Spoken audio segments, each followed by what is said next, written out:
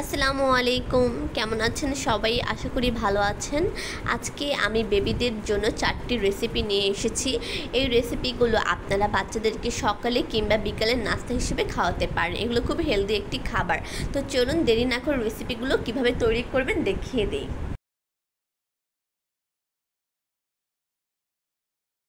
নিয়ে এসেছি নতুন একটি ভিডিও। এই ভিডিওতে দেখাবো কিভাবে ভাত দিয়ে আপনারা পুডিং তৈরি করবেন। আর এই পুডিংটা কিন্তু শিশুদের জন্য খুবই পুষ্টিকর একটা খাবার।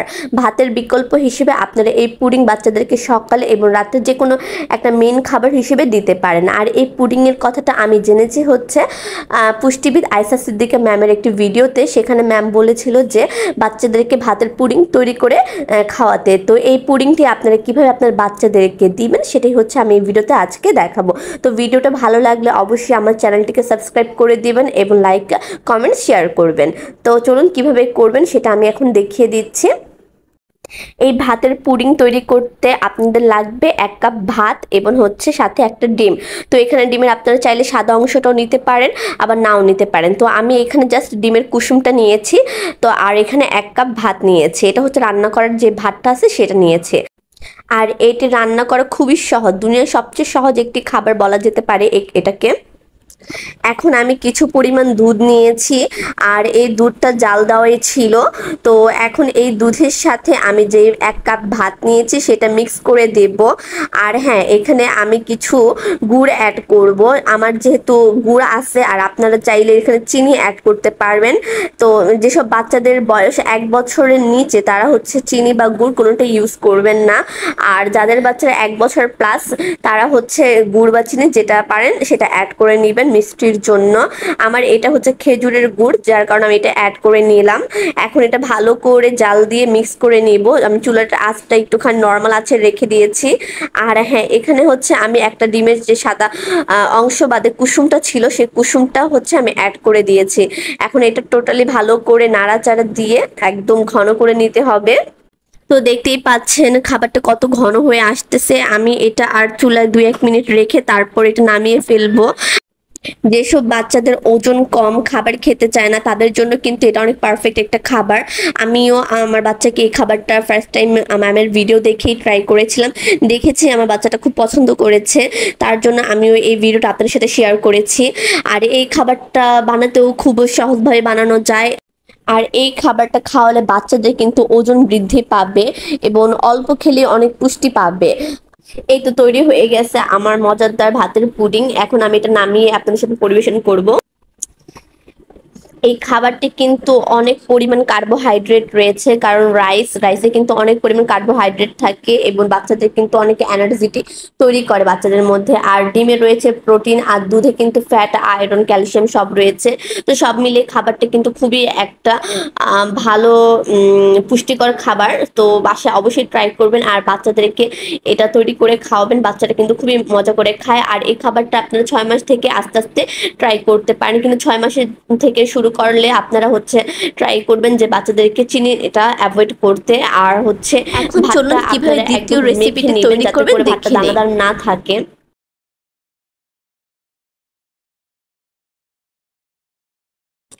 এখানে আমি কিছু সাবুদানা নিয়েছি, আর এটা আমি 20 থেকে 30 মিনিট ভিজিয়ে রেখেছি পানির মধ্যে। তো পানির মধ্যে ভেজানোর ফলে কিন্তু এগুলো আস্তে আস্তে একটু ফুলে আসতেছে। আর এখানে আমি কিছু দুধ নিয়েছি। আর যেসব বাচ্চাদের 1 বছরের নিচে তারা হচ্ছে আপনারা ফর্মুলা মিল্ক ইউজ করবেন, আর গরুর দুধটা ইউজ করবেন না। 1 বছর প্লাস বাচ্চাদের হচ্ছে গরুর দুধটা ইউজ করতে পারেন। এখন সাবুদানাগুলো সিদ্ধ করার জন্য আমি এখানে খাবারের পানি কিছু নিয়ে নিলাম। সাবুদানাগুলো সব এখন আমি ঢেলে দিব এই পানির মধ্যে। তারপর হচ্ছে আমি চুলার মধ্যে এই সাবুদানাগুলোকে সিদ্ধ করে নেব ভালো করে।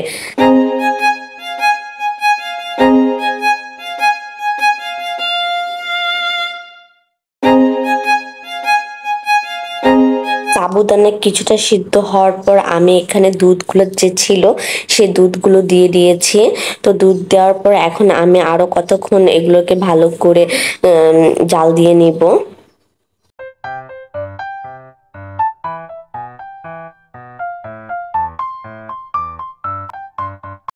তো এখন আমি কয়েকটা কাঠবাদাম নিয়েছি, এই কাঠবাদামগুলো আমি সাবুদানার মধ্যে দিব। তো এই কাঠবাদামগুলোকে আমি গুঁড়ো করে নিয়েছি। কাঠবাদামগুলো আমি এখন সাবুদানার মধ্যে সব ঢেলে দিব। তো এখন আমি সাবুদানাতে কিছু গুড় অ্যাড করব। এখানে অল্প পরিমাণের গুড় নিয়েছি, কারণ আমি এখানে কলাও ইউজ করব, যেহেতু কলাও মিষ্টি আর এখানে গুড়ও মিষ্টি। তো গুড়টা অল্পই নিয়েছি, জাস্ট হালকা হালকা মিষ্টিটা আনার জন্য। আর যেসব বাচ্চাদের বয়স 1 বছরের নিচে তারা গুড় ইউজ করবেন না, তারা জাস্ট কলাটা দিলেই হবে, অন্য কিছু অ্যাড করার প্রয়োজন নেই। আর এখন আমি একটা কলাকে কেটে এটা ভালো করে ম্যাশ করে নেব। তো দেখতেছেন আমার সাবুদানাটা কিন্তু প্রায় হয়ে আসছে, এখন আমি এটা নামিয়ে ফেলবো।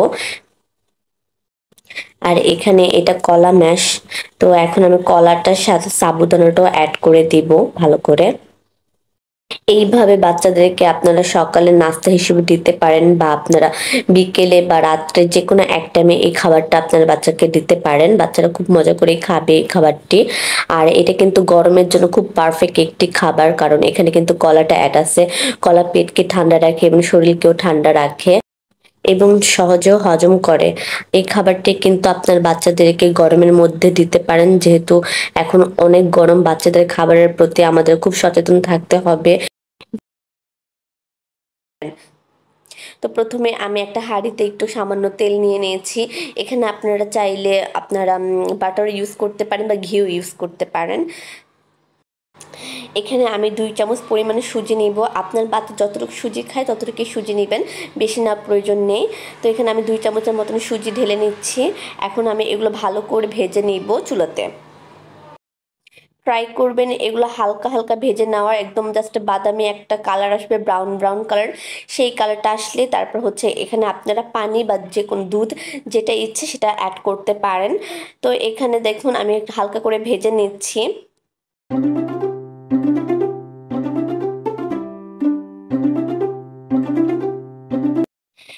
ভাজা আমার কমপ্লিট। এখন আমি কিছু পরিমাণ পানি অ্যাড করে দিচ্ছি। তো এখানে আপনারা চাইলে দুধও ইউজ করতে পারেন। যেসব বাচ্চাদের বয়স 1 বছরের নিচে তারা দুধ অ্যাড করবেন না। 1 বছর প্লাস বাচ্চারা দুধ, চিনি, মধু মানে যে মিষ্টি জাতীয় খাবার আছে সেগুলো অ্যাড করতে পারেন। এখানে আমি সামান্য পরিমাণ খেজুরের গুড় অ্যাড করেছিলাম। তো এখন দেখুন এটা একদম ঘন হয়ে আসতেছে। তো ঘন হয়ে আসার পর আমি হচ্ছে নামিয়ে ফেলবো এটাতে। আর এখানে আমি কিছু পরিমাণ কলা অ্যাড করেছি। এই গরম সিজনে কিন্তু কলা সব খাবারে অ্যাড করা উচিত, কারণ বাচ্চাদের যেহেতু আলাদা করে কলা খাওয়াটাও ঝামেলা, বাট এইগুলো এই সুজির সাথে কলা এবং সাবুর সাথে যদি কলা অ্যাড করে দেন তাহলে এটা পুষ্টিগুণটাও বেড়ে গেলো এবং বাচ্চার খাওয়া হয়ে গেলো, পেটও ঠান্ডা থাকলো, শরীরও ভালো থাকলো। তো এখন আমি কলাটার সাথে এই সুজিগুলো অ্যাড করে দিব। আর 1 বছর নিচের বাচ্চাদের হচ্ছে আপনারা গুড় না ইউজ করলে হবে, কারণ মিষ্টি এই কলার মধ্যেই পেয়ে যাবে। তো আমার বাচ্চার বয়স 2 বছর প্লাস, তার কারণে হচ্ছে আমি এখানে একটুখানি গুড় অ্যাড করে নিয়েছিলাম। তো এখন মিক্স করে ভালো করে হচ্ছে আপনার পরিবেশন করতে পারেন। আর যেসব বাচ্চাদের 1 বছরের নিচে তারা এখানে ইচ্ছে করলে ফর্মুলা দুধটা গুলিয়ে দিতে পারেন। আর হ্যাঁ, এখানে আমি একটুখানি 2টা কাঠবাদাম অ্যাড করে নিচ্ছি। এই কাঠবাদামটা বাচ্চাদের জন্য খুবই ভালো। এইভাবে আপনারা আপনার বাচ্চাদেরকে দিতে পারেন। আর খুবই সহজে তৈরি হয়ে যায়, বেশি ঝামেলাও নাই এই খাবারগুলো তো তৈরি করতে। আর গরমের জন্য হচ্ছে খুবই পারফেক্ট একটি খাবার বলা যেতে পারে।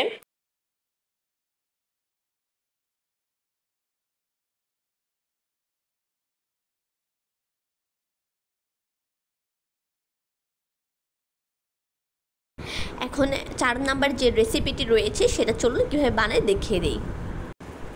প্রথমেই আমি একটা হাঁড়িতে অল্প পরিমাণ তেল নিয়ে নিব এবং এর সাথে আমি যতটুকু বাচ্চাকে সুজি খাওয়াবো সেই 3 থেকে 4 টেবিল চামচ সুজি এখানে অ্যাড করে ভালো করে ভেজে নিব। আর হ্যাঁ, আপনি যদি চান এখানে একটু এলাচ বা একটু দারুচিনি অ্যাড করতে পারেন ফ্লেভারের জন্য, বাট এটা এক্সেপশনাল, চাইলে অ্যাড করতে পারেন, না চাইলে অ্যাড করতে পারেন না। তো আমি এখানে একটুখানি ফ্লেভারের জন্য অ্যাড করে নিয়েছি। তো দেখতেছেন এখানে এলাচি এবং দারচিনি আমি অ্যাড করে নিলাম। তো এটাকে ভালো করে ভেজে তারপর হচ্ছে এখানে আমি সামান্য পরিমাণ পানি অ্যাড করে দিব। আর হ্যাঁ, এখানে একটু লাল লাল হতে হবে কালারটা। সুজির কালারটা এখানে দেখতেই পাচ্ছেন লাল লাল হয়ে আসছে। এখন আমি পানিটা দিয়ে দিব, তা না হলে পুড়ে যাবে। তো 2-3 মিনিট পানি দিয়ে সিদ্ধ করার পর এর সাথে আমি কিছু সাবুদানা অ্যাড করব। আর হ্যাঁ, সাবুদানাগুলো হচ্ছে আমি আগেই ভালো করে সিদ্ধ করে নিয়েছি। ওই সাবুদানাটাই এখানে আমি অ্যাড করে দেবো, জাস্ট একটু বলক আসলেই। এই তো 2-1 মিনিট পর এখন হচ্ছে আমি যে সাবুদানাটা সিদ্ধ করে নিয়েছিলাম, তো সেই সাবুদানাগুলি হচ্ছে আমি এখন এখানে ঢেলে দিচ্ছি সব। তো দেখতেই পাচ্ছেন এগুলো এখন ভালো করে মিক্স করে আবারও জাল দিব কতক্ষণ।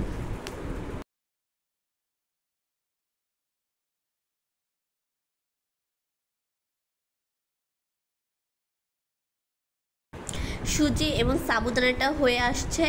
এখন আমি একটু চিনি অ্যাড করব। এখানে চিনির পরিবর্তে আপনারা চাইলে তাল মিশ্রি বা গুড় অ্যাড করতে পারেন বাচ্চাদের জন্য। আর হ্যাঁ, এখন আমি দুধটা অ্যাড করে দিয়েছি। এখানে আপনারা 2 বছরের নিচে বাচ্চাদেরকে গরুর দুধ অ্যাড করবেন না। আপনারা যে বাচ্চারা ফর্মুলা মিল্ক খায় সেটা হচ্ছে পরে নামানোর শেষে অ্যাড করে দিতে পারেন।